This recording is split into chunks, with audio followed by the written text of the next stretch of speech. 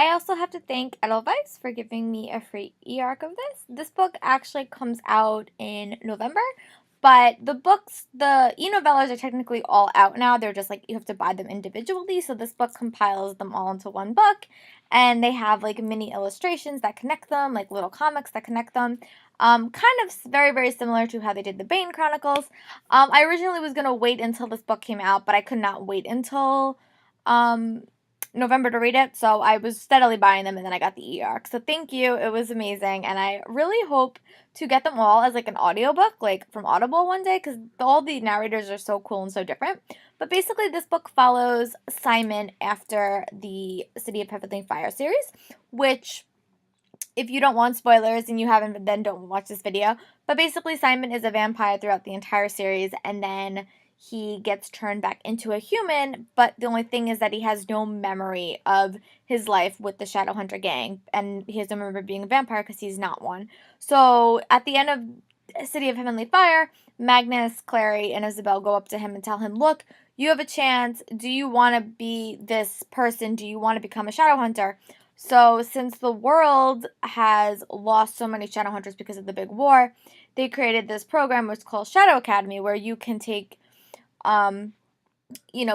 people to become Shadowhunters that want to ascend, that aren't like bloodly or not blood Shadowhunters, and people that just haven't been made Shadowhunters yet, that are like pure Shadowhunters.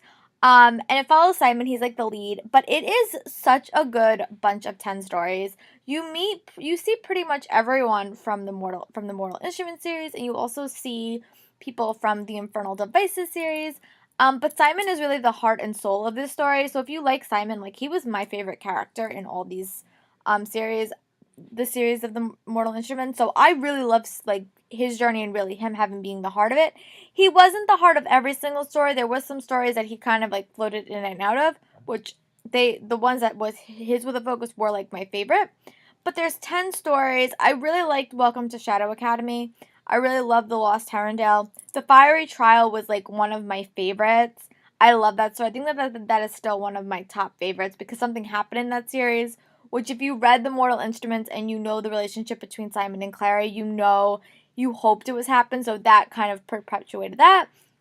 There was Born to Endless Night, which was the story basically about Alec and Magnus, which was amazing. And the last story, An Angel's Twice Descending, was both amazing and devastating at the same exact time. But they're all so well written. I really truly like them. They were just fun. They were really, really quick reads. I think they went from like between 60 pages to 100 pages. But I also liked it because it really helped to set up her Lady Midnight series, her Dark Artifice series, which is currently out now. You got to see the two main characters of that in the Fiery Trial and a few other ones. And you also got to see Julian Blackthorn's brother, who is trapped with the Phage. You got to see him again. So it really was a nice bridge series, I felt. I don't know if we're going to see Simon in the Mortal Instruments here in the new books, but I really, really love Simon. So I hope one day we get something. There's one story that I'm dying for. So I hope we get that one day, and I won't spoil it here in case you don't want to know. But if you do want me to talk spoilers about this series, please comment below and I will happily do it. But if you are a Mortal Instruments fan and you just did not read this series, I recommend you check it out or wait until it comes out as a book and pick it up one because it'll be a little bit cheaper. Or get them on Audible. Hey, it's summer. And they're really, really fun to listen to. They all have very, very cool narrators.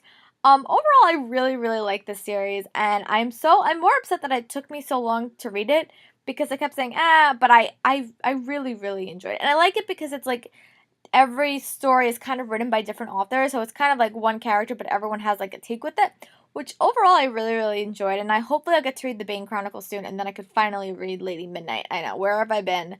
Reading a lot of other stuff.